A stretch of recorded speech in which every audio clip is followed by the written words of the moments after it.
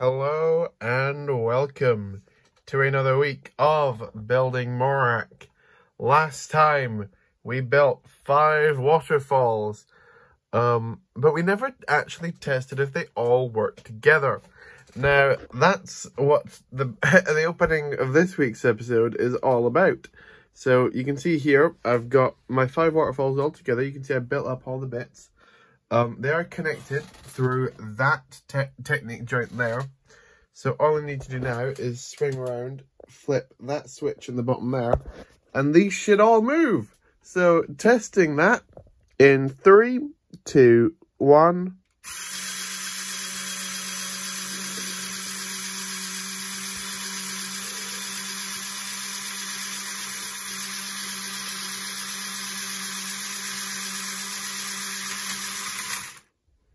I'm so happy. They all work. How many times have you seen me attempt something in Technic and they just work first time? Oh, over the moon. Oh, what a great start to the episode. Right, let's go straight to the intro.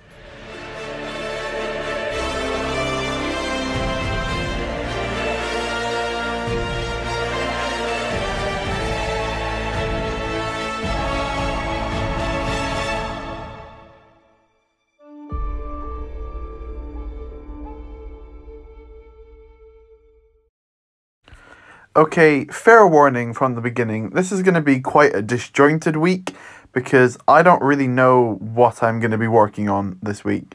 It kind of goes all over the place, but let's just go into it. The first thing I want to work on is basically the struts in between each of the waterfalls. I need to get those bulked out because they obviously don't need to be that colour, or they shouldn't be that colour when the mock's done.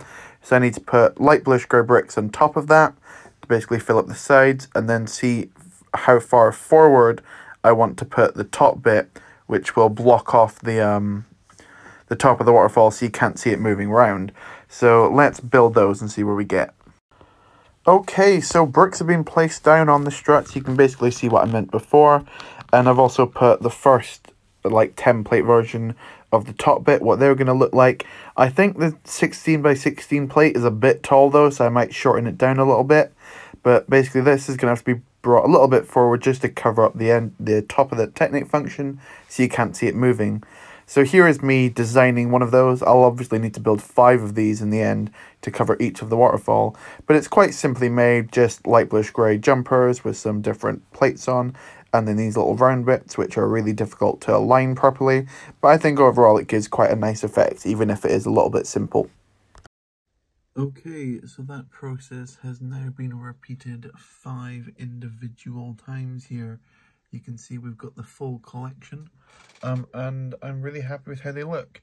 These are just meant to be kind of like, well, they represent what they do in the show, but they kind of like act as quite a nice bit of just almost like a breath of fresh air, or a little bit of a blank canvas between the very busy waterfalls and what will soon be the very busy super base structure with a bunch of these on it. So imagine this sitting on top of one of these is kind of how this base is going to begin.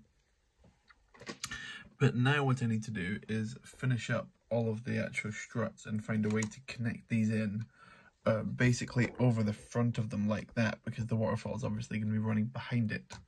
Let's figure out a system where that actually works. When I built those 5 panels to cover the top of the waterfalls, I forgot that I probably needed to do something to cover the bottom as well. And I thought this one should be quite a bit easier because I just need to build basically the water that it hits into and build that up to the point where it covers the gap. So I still have a ton of 1x1 trans blue bricks from my Camino mock. Just call me Walter White, baby. And I also have a lot of these trans clear 2x2 slopes, which can work for rushing water. So my goal is basically to build up the little wall and then cover it in these slopes so it makes it look like the water is crashing, which looks something like this. Okay, so this is about how much of the waterfall you're actually going to be able to see, basically, because of these like awkward gaps in the back here. I basically run trans blue all behind there so you can see it as little as possible. Same with this side. And then I basically just got it, because I can't go all the way to the edge because it'll just start clipping everything. There needs to be enough space between each side so that it doesn't clip stuff as it runs through. But hopefully when I have this spinning, it will look like it's coming into the base and turning into all this splash. Splash is the wrong word, but you know what I mean.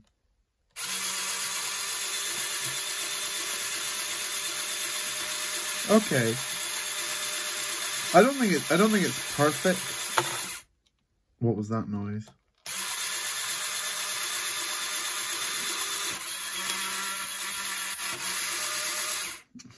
We've lost another one. That, I think, is going to be an issue. An issue that I don't know how to fix. You can see I've tried to blue tack some of them down just to hold them on a little bit stronger. But, like, I don't know where the plate's gone. Oh, it's here. Like, you can see I've got a bit of blue tack on it. I don't know what the best method is for this to get it to stay on. Because obviously I don't want to super glue it, because then it can never be taken apart. And my current method of just blue tacking isn't, like, perfect. Because otherwise you still get, like, what's still on this one with all, like, the pins falling out, like the bottom there. Which is also not great. But I like the effect. I think it's pretty cool. So yeah, I need to work on the top now. But before I can do that, I need to figure out what's going to be going on the back behind here, which I think is going to be the refinery. So I finally need to do that thing which I said I was going to do months ago and look at what a refinery is. Okay, I'm currently trying to figure out what a refinery is. And so I'm currently watching, I'm about halfway through a 17-minute video on how refineries work. And to put it lightly, I don't really care. And if I'm being completely honest, I don't think you guys care either. If you do, so be it. I'm not going to go for the 100% accurate refinery. I'm just going to look at what I've got and basically build a factory on the inside which moves something from one place to another, and then at one point it switches to something else. That's literally going to be it. Because, like, this just reads it turns oil from one type of oil into a different type of oil, and there's this very, very dull man called Colin who's telling me how to work a refinery. But, like, oh, I'm not going back to science class, pal. Like, it's just the same image with different lines going into it, telling me the different points. I don't care. I do not care. So we're gonna say bye to Colin. Colin can go back, and we're gonna go and just build a refinery into the back of this. We're not gonna build a refinery. We're gonna build a factory, but we're gonna call it a refinery, and no one is gonna call me out for it because I tried and it didn't work because it's really boring. Great. I swear, when I'm not time-lapsing something, I get the most productivity done. Whenever I turn the camera on to time-lapse something, nothing happens. You can basically see here, I've started to work around the back. I know this episode's kind of disjointed. It's just kind of really working on this main base plate at the moment and just focusing on what I need to get done on each, like, bit. But I'm really happy with how this is getting to look. And this will be basically the inside. And I didn't want to block off this wall completely because I still like to see, I know it will be going the wrong direction, but I still think it's interesting to look at the waterfall. So even though this will be moving upwards, but I just wanted to build some, like, windows in the back here where you could still see the waterfall moving even from the inside. So I built these big blue tubes, and basically these look like some kind of factory machinery. So of course it could be moving water to do something, I guess. I don't know what the function is once again, but, like, if I move this that way, you can see them move up. And you can imagine once I've got the grey wall basically going all around the inside, these are going to look quite good. I was initially considering putting lights inside of these, but I think I'm going to keep the majority of my lights for the upper levels. I might end up putting some down here. I'm just not super confident with them yet, so I just need to work on that a little bit more. But really liking how these are coming together now. I'm thinking, because I'm going to have these bits, which I showed earlier, these are going to be on the top. I think I might have like another level almost, because above this is where the actual base is going to start.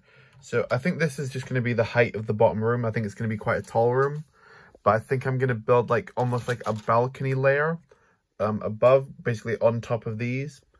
And then there's going to be, so this wall, and then there's going to be like another section up here. Somewhere on the main like factory level, I'm going to build a elevator, which is going to rise up through all 3 levels of my main building, the one with the 9 of these rooms. And then with the 9 of these rooms, which should meet with one of the rooms, and there'll be 9 of those. So that lift goes all the way up through those. So I haven't built that yet, or quite decided where that's going to go. I'm thinking maybe here would be quite a good spot for the lift. That's not going to be done this episode. I'm going to need to do a lot of different interesting technical stuff for that, and probably have to end up breaking this wall down to build it into next to the battery box. Because I've got a motor here ready to go to build one into. Because I can't use the same motor, because this has already got a lot of stuff going on, and I don't want to overpower this motor, because that's what I did to the first motor in the first bit of Morak, and we all saw how that ended. So yeah, really happy with this. I think I'm just going to finish up this dark bluish grey wall, and I think, even though this week has been quite disjointed, I think I have filmed enough to make a good episode out of it. So I think I'm going to fill up this wall and then shoot the outro. Okay, and you can see I have built that wall up a little bit taller, so you can basically see what these are like enclosed.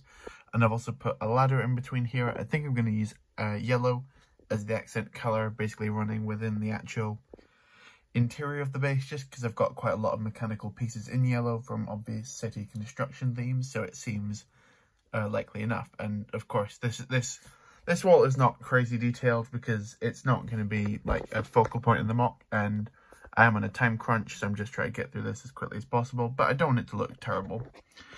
But yeah, this is what this first wall of the interior is going to look like. I'm quite happy with it.